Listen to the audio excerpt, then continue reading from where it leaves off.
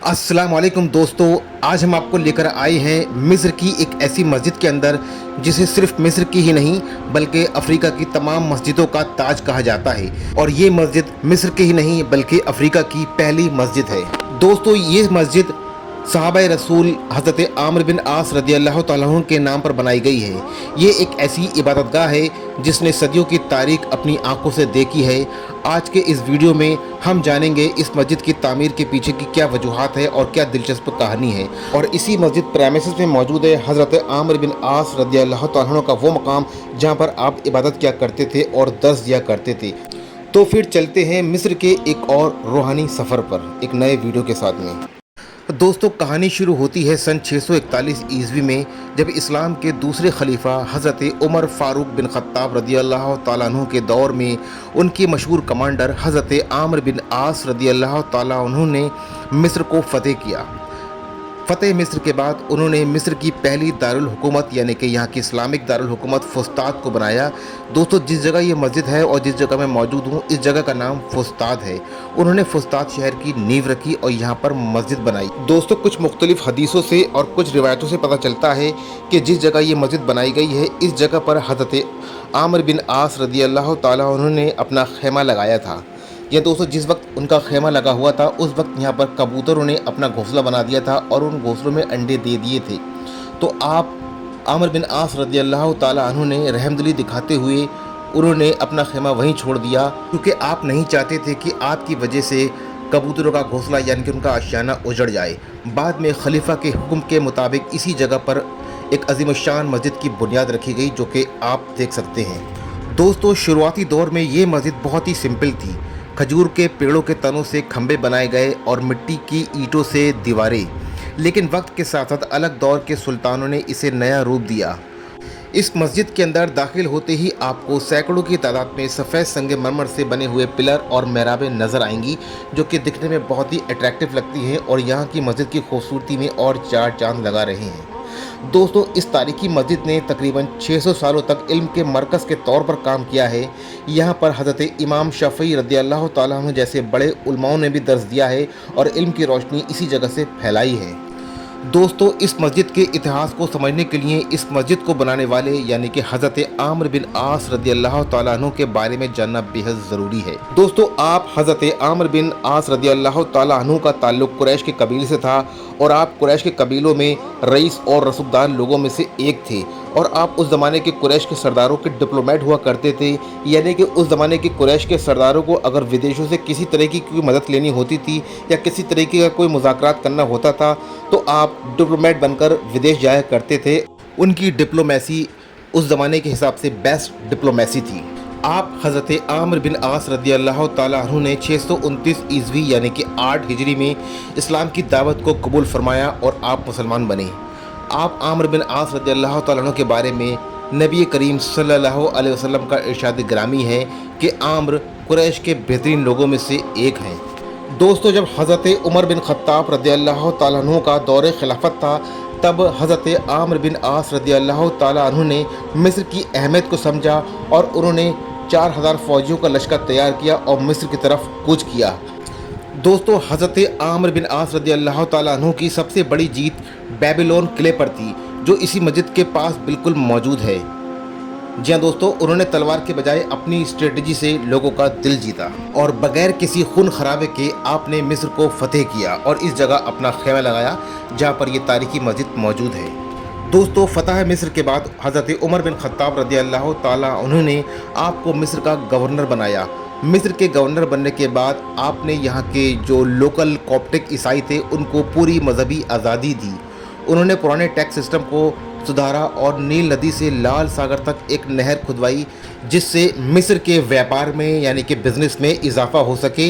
यही वजह है कि आज भी तमाम मिस्रवासी आपको अपना मुक्तिदाता मानते हैं। दोस्तों, आप आमिर बिन आस रदी अल्लाह तआला अन्हु सहाबा रसूल के साथ साथ एक बेहतरीन जनरल थे, एक बेहतरीन सिपाही भी थे और इसके साथ साथ आपको शायरी का भी बहुत शौक़ था। आप एक बहुत अच्छे शायर भी थे और आपको तकरीर करना बहुत पसंद था। जी हाँ दोस्तों, आपकी तकरीरें इतनी असरदार, इतनी ज़ोरदार हुआ करती थी। जब आप किसी खुतबे को खिताब किया करते थे तो लोग अपने सारे कामकाज छोड़कर आपकी बातों को सुनने आ जाया करते थे। आपकी तकरीर इतनी पुरकशिश थी कि लोग मदहोश हो जाया करते थे। जी हाँ दोस्तों, यही वजह है कि आप नबी करीम सल्लल्लाहु अलैहि वसल्लम ने इरशाद फरमाया है कि आमिर बिन आस कुरैश के बेहतरीन लोगों में से एक है। दोस्तों, इस मस्जिद का, इस मकाम का कोना कोना, ज़र्रा ज़र्रा आप आमिर बिन आस रज़ियल्लाहु ताला अन्हु की सादगी और उनके किरदार की खूबसूरती की गवाही देता है। माशाल्लाह तबारकल्लाह।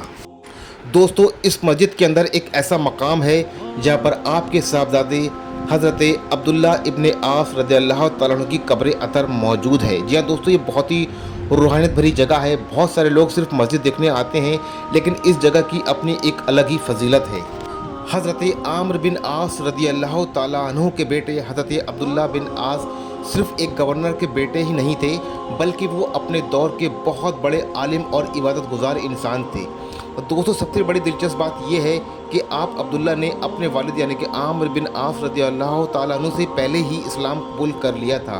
दोस्तों, कुछ रिवायतों से पता चलता है कि अब्दुल्ला बिन आस रज़ियल्लाहु ताला अन्हु इस्लाम की तालीमात से बहुत ज़्यादा मुतासिर थे।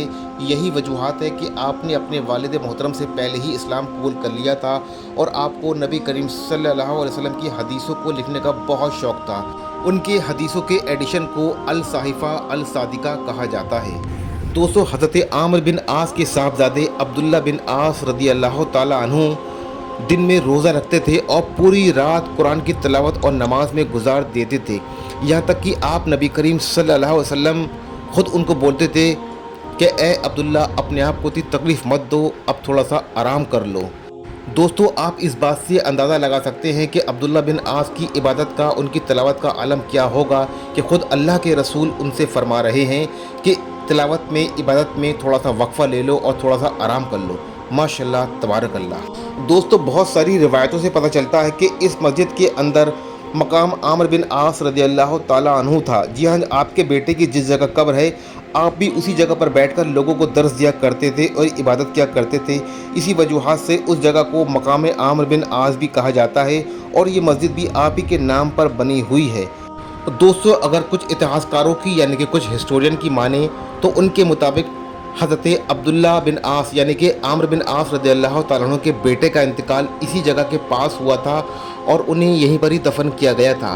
बाद में जब मस्जिद का विस्तार यानी कि एक्सपेंशन हुआ, तब उनका मज़ार मस्जिद के अंदर ही शामिल हो गया।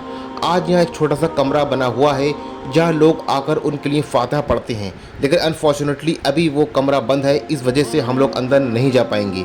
लोग यहाँ पर आते हैं, फातिहा पढ़ते हैं और उनके फैज़ान से मालामाल होकर जाते हैं। सुभान अल्लाह। दोस्तों, अगर सच बताऊँ मैं आपको, इस मस्जिद में नमाज अदा करना एक अलग ही रूहानी सुकून देता है।